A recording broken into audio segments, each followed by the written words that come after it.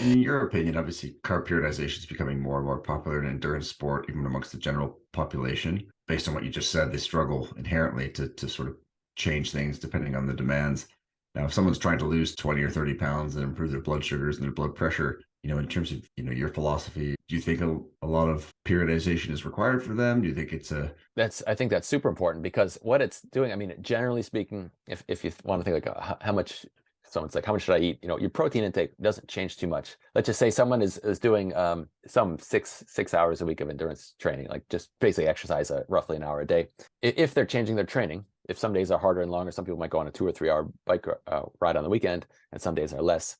Their needs, of course, change from day to day in terms of calories. Mhm. But the protein needs don't really change that much. I mean, some people might argue a little bit, but generally speaking, if someone is going to be around, let's just call it 1.6 grams per kilogram, I don't really think people need to change it too much from across that type of week. And their fat intake doesn't really need to change too much if you just, let's say you park that around 1 or a little over 1 gram per kilogram. So what makes up the difference? Obviously, it needs to be carbohydrate. Yeah. And so this approach to saying, okay, I'm not doing much today. My calorie needs to change. Carb is the easiest way to change it. So if you just lock in your protein and fat more or less, and you're adjusting based on the carb, it sounds so obvious when you say it, but again, it's not obvious to everyone. Yeah. Setting your protein intake is definitely one of those key pillars that helps to just be able to repeat and automate and people get used to it. And as you Yeah, mentioned, dietary fat intake for most people stays relatively stable. Of course, you can yeah, it adjust it just a kind of little bit, comes but it along for the ride with the comes protein along more or with the less. ride and everything else. Yeah. So you're left with this And big swing of, low carb diets from like zero point 0.5 to 1 gram per kilo all the way up to Tour de France levels of 15 to 18 grams per kilo in a tough stage. So there's a huge yeah, swing there, right?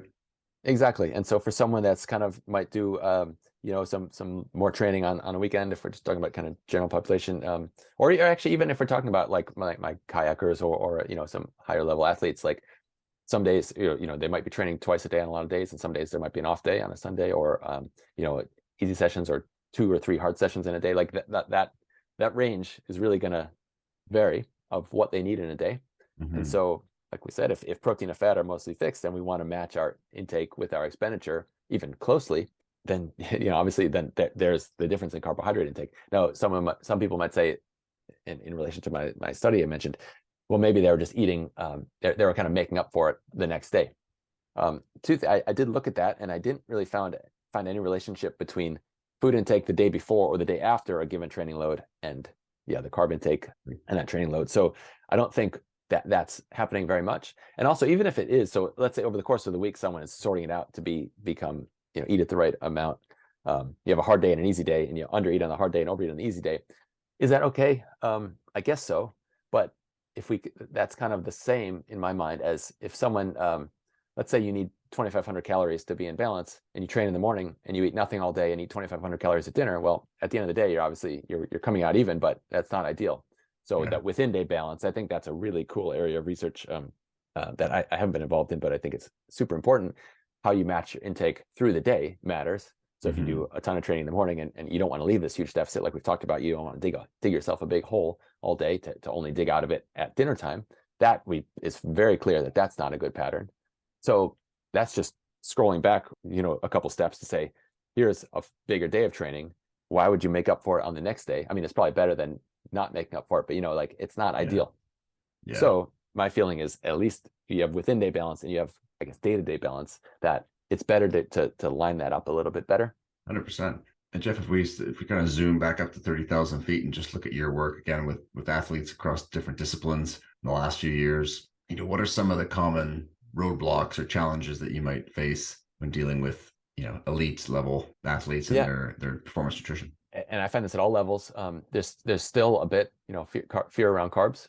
Hmm. You have people, I can think of at least 3 or 4 people that like have maybe snacking on like 1,000 calories of nuts because they're so, like, oh, I just Hmm. snack on almonds all day or mixed nuts. And like that is so, easy to do and just dangerous for people, because when you put it in perspective, say you can have like 8 cups of rice, or you can have all the nuts you're having. Like it just boggles people's mind. And I know the macronutrients act differently in our body and so on, but like there's this fear of like eating enough on the bigger days. So again, even at the high level athletes, when they might be training 2 or 3 hard sessions in a day, they were kind of keeping their carb intake roughly the same from day to day.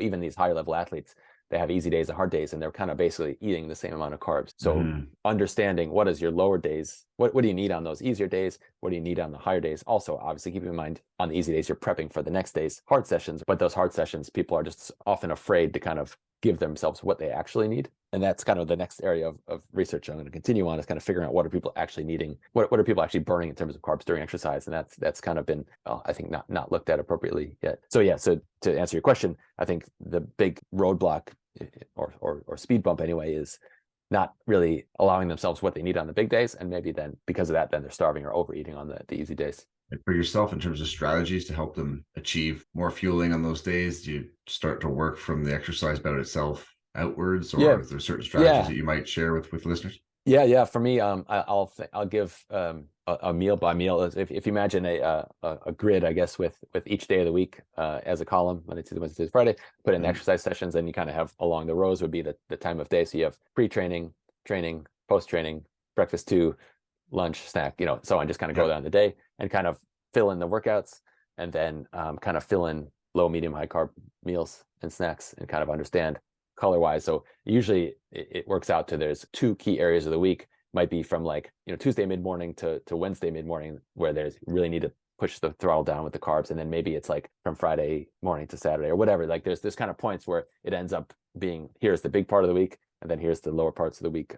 Obviously it's dictated by the training, but I'll give someone a real guide to, and it's adjusted for each athlete, but this way they know, okay, here's the meal I can't skip. It just allows them to be more deliberate with how they're eating and understand, okay, this is the meal I really need to go bigger on, this is the meal I should pull back on, and it gives them some clarity for that. It is amazing and interesting how it almost gives them the permission, so to speak, to sort of That's right. eat as many carbs as they would think maybe that's too many. So, in terms of some of the simple sugars as the fast carbohydrates between, I think you mentioned dates before, obviously things like honey or gels or juices. What, any ones in particular that you find yourself using with some of your athletes? Yeah, I think it's I do love dates, and it's almost become a joke. I'm always kind of pushing dates on people, and They're pretty handy. but yeah, they are. It's yeah, personal preference. I mean, I think there's some great research even during exercise that it doesn't matter the form, like the gels or chews or sports drink or whatever suits you. Sport dependent. I mean, and really just personal preference for people. Like Palatability, compliance, what people like. exactly, and variety. I mean, for someone Variety. training 12 15 hours a week, they need the variety there. But yeah, I mean, you have the diet quality issues like we talked about before in terms of your food, but we're talking about a certain amount around training. It's picking your battle. Some people really might want those details, but it's yeah, just trying to get it in.